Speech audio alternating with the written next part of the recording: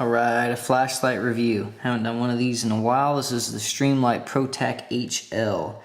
In case you haven't figured it out yet, I am definitely a Streamlight fan. I've also and reviewed the Protac 2L, which is sort of my daily carry as much as I can. And then I also have reviewed the Stylus Pro, which from time to time I carry when size and weight is an issue. The HL is its biggest brother of the Protac series. The 2L, which I carry every day, has got about 260 lumens of output. This thing on high is 600 lumens. Crazy. 600 lumens. And you know, it's one of those things where it's like, oh my gosh, like why in the world are you going to need that? Well, I had particularly purchased this flashlight for an attachment to the front of my AR-15.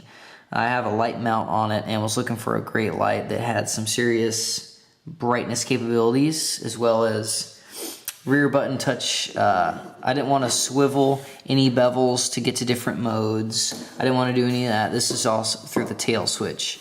It has a high, I'll do it quickly so it doesn't mess up the camera light. The high, it has a strobe, and it has a low setting. That's the low one. So, I'll give you a quick rundown of the settings and the brightness and how all of it works. The high setting is 600 lumens, and if you left it on high, it says it'll run for about an hour and 25 minutes until you're gonna just kill the battery. You need to replace the batteries. It has a 253 meter beam distance. That's its throw. Now, that's what's advertised from Streamlight. I can't verify that, but I can tell you I have never been able to flash this light at something and it not gotten there in a civilian capacity. So take that for what it's worth. The strobe, it's strobing the high setting. So the lumens are the same. It does have a 2.5 hour runtime because it's on and off, obviously. The low setting, though, is 33 lumens, and it'll run for 18 hours. So, give you kind of the rundown. It is water resistant. The website words it very funny. It says it's waterproof for up to 1 meter. So, I don't know that I'd call that proof. I'd call that resistant, but whatever. You can dunk it underwater and get it wet and you won't have to worry about it. It has these rubber gaskets in there. When you take it apart to replace the batteries, you'll see. It has a couple of cool features, one of which is this sort of anti-roll feature. If you look around the notches around the end, you'll see there's flat spots periodically. Let me see if I can get to focus. Okay, we'll go, bam. Look right here on top. There's a flat spot. Okay, we'll go, bam, there's another one. It keeps it from rolling around the table. I mean, it'll roll, but it'll eventually like settle into one of those flat spots, which is nice. It had a clip on it when I got it, however, I threw it away. This thing is way too big for me to ever EDC it, especially in a pocket with a clip, and definitely in a pouch, which it does come with a nylon pouch that's of good quality. I have it on my pack right now, so I don't have it out here, but it is attached to my pack. But as I said, this is primarily used for me as it stays in my pack unless I want to put it on the rifle. That's it. The touchpad on the end is very easy to actuate. It has this programmable feature, and I think you can change the order in which they come on and that kind of stuff. But you can stand it from this end. It is a tiny bit wobbly at first, but it'll absolutely stay. So if you need to light an area, you could drop it on low and set it down and it would stay like this for you. Also, it has the cutouts in the bezel, I think you call that. In case this needed to be used in a self-defense scenario, maybe a non-lethal version. Also, if it's on the table, you can really light something low light by doing this. Also, you can just tell if it's left on. So, those are some features of it. If you go to the website, it gives you more details about the materials and everything. One of the things that I really like about their C4 LED technology that they call it, this particular one especially, it's impervious to shock. Now, I need to go find a place that'll let me shoot outside. And this thing, if I find that, this thing will never come off my rifle again. That would be tons of fun.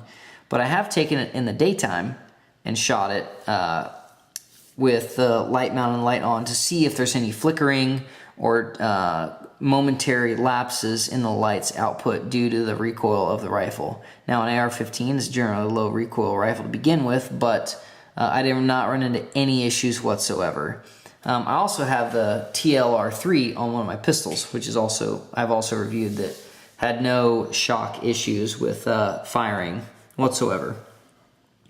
It says that the LED is good for 50,000 hours of output, which you would never achieve that, but it's just to kind of make sure that it would never die on you, I suppose. 2 CR123 batteries is what this thing takes. I really like that battery a lot. The weight is 5.6 ounces. Again, it's not really an EDC designed flashlight, in my opinion, at least not for me. But it definitely acts well in a camping environment. You want to strap it onto a pack, you want to put it on a gun. It'll absolutely fit in any of those roles really well.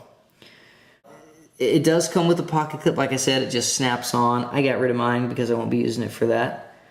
The body is made from a machined aircraft aluminum, so it's sturdy and it takes off as much of the weight as you can because it's a lightweight product to begin with. I really dig this light. For those of you looking for a really high output light and not a gigantic package, I have medium-sized hands, and you can see this thing is, fits in my hand really well. But if you're looking for a flashlight that gives you a lot of capability, it's got a lot of output, a lot of throw, for whatever reason, I listed some earlier, but whatever the reason is, this is a great option. Price point on this, if I remember correctly, I want to say it was 99 bucks. I'm going to look it up real quick actually, because I want to make sure I give you guys some legit information. But yeah, I bought mine from Cabela's, and it was readily in stock. It was not difficult to find. But like I said, I got mine for around 99 bucks. Although it looks like now on Amazon, I'm finding it as low as 70 bucks. So hey, there you go. You get it for cheaper than me. But yeah, any of you guys have any questions about the light or comments, please leave them below. It's a great little light. It doesn't get used near as much as my other ones. However, it's super cool to have. And one of these days, dang it, I'm gonna find a place where I can shoot at night. So if you guys have any questions, again, leave them below. I'll be happy to answer. Or if you have any lights that you dig that you think might be good in this role or any other one, leave them in the comments so I can check them out.